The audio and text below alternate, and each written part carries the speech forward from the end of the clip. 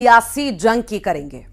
मोदी सरकार ने 2018 में इसे लागू किया था और मोदी सरकार ने लेटरल एंट्री के जरिए 45 पदों पर भर्ती के लिए विज्ञापन निकाला है। लेकिन इसको लेकर विपक्षी पार्टियों ने विरोध करना भी शुरू कर दिया है और विरोध करने वालों में सबसे आगे हैं राहुल गांधी, जो इस फैसले को आरक्षण के खिलाफ षड्यंत्र बता रहे हैं। जबकि सच्चाई यह है कि जिस लेटरल एंट्री को राहुल गांधी आरक्षण के खिलाफ साजिश बता रहे हैं, वो खुद उनकी ही पार्टी की सरकार में लाया गया था।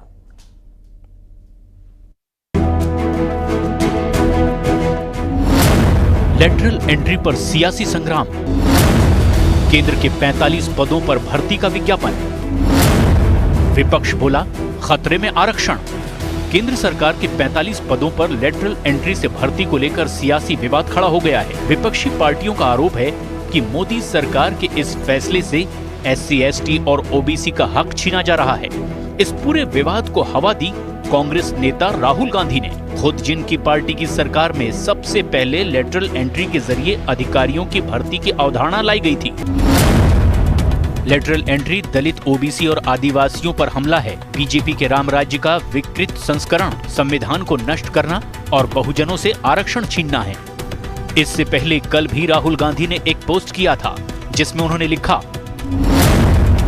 नरेंद्र मोदी संघ लोक सेवा आयोग की जगह राष्ट्रीय स्वयंसेवक संघ के जरिए लोक सेवकों की भर्ती कर संविधान पर हमला कर रहे हैं। केंद्र सरकार के विभिन्न मंत्रालयों में महत्वपूर्ण पदों पर लेटरल एंट्री के जरिए भर्ती करके खुलेआम SC, ST और OBC वर्ग का आरक्षण छीना जा रहा है।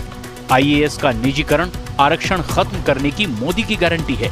राहुल गांधी और उनकी पार्टी के नेताओं के अलावा NDA गठबंधन में उनकी सहयोगी पार्टियां भी इसी तरह की बयानबाजी कर रही हैं। बीजेपी अपनी विचारधारा के संगी साथियों को पिछले दरवाजे से UPSC के उच्च सरकारी पदों पर बैठाने की जो साजिश कर रही है, उसके खिलाफ एक देशव्यापी आंदोलन खड़ा करने का समय आ गया है।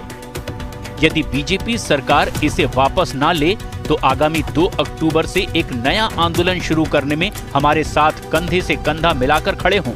ये देश के विरुद्ध एक बड़ा षड्यंत्र है, जिसके जवाब में अब बीजेपी ने भी पलटवार किया है। लेटरल एंट्री पर विवाद खड़ा करने को लेकर विपक्षी पार्टियों पर बीजेपी ने तीखा हमला बोला।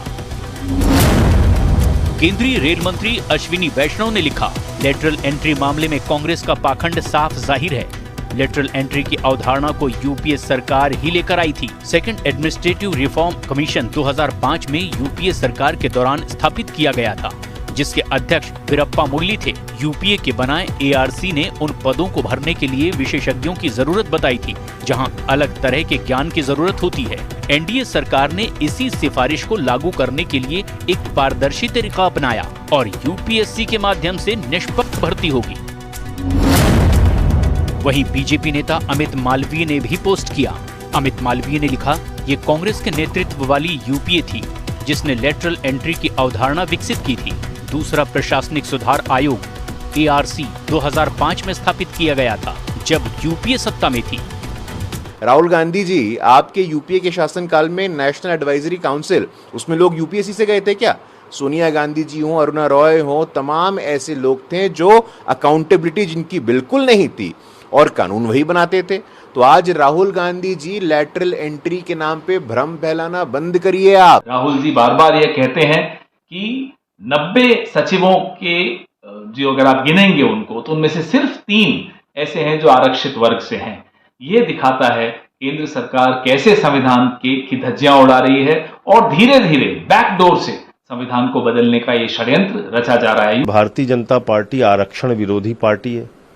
भारतीय जनता पार्टी पूरे देश में पिछड़ों का, दलितों का, आदिवासियों का आरक्षण खत्म करना चाहती है। ये तो इस देश की जनता का धन्यवाद है कि उन्होंने 240 पर बीजेपी को रोक दिया। ये प्रिविलेज्ड की एंट्री है, अभिजात्य वर्ग की एंट्री है। परीक्षा पास करके नहीं आए, अब ऐसे आ जाओ। आप आरक्षण यूं कह के खत्म नहीं कर रहे हो, आप यूं कर रहे हो। न रहेगा बांस, न बजेगी बांसुरी। UPSC ने 17 अगस्त को इन 45 पदों के लिए आवेदन जारी किया, जिसमें 10 ज्वाइंट सेक्रेटरी, 35 डायरेक्टर और डिप्टी सेक्रेटरी के पद शामिल हैं। इन पदों को कॉन्ट्रैक्ट के आधार पर लेटरल एंट्री के जरिए भरा जाना है, लेकिन इसको लेकर विवाद लगातार जारी है। शर्मा जी तो बिहार में सबसे नीचे तबके के कैटेगरी के लोग हैं। उसका एक एमपी जीता जीतन मांझी को उसको उन्होंने कैबिनेट में स्थान दिया। ये क्या दर्शाता है? ये दर्शाता है कि शेड्यूल कास्ट के प्रति अन्याय है। शेड्यूल कास्ट के प्रति उनका पूरा सम्मान है, सबको सम्मान देते हैं। ये सरकार इतना आरक्षण के खिलाफ क्यों चोर दरवाजे से आरक्षण समाप्त करना चाहती है? किसी भी परीक्षा पर भरोसा नहीं रहा, यूनियन पब्लिक सर्विस कमीशन पे भरोसा नहीं रहा।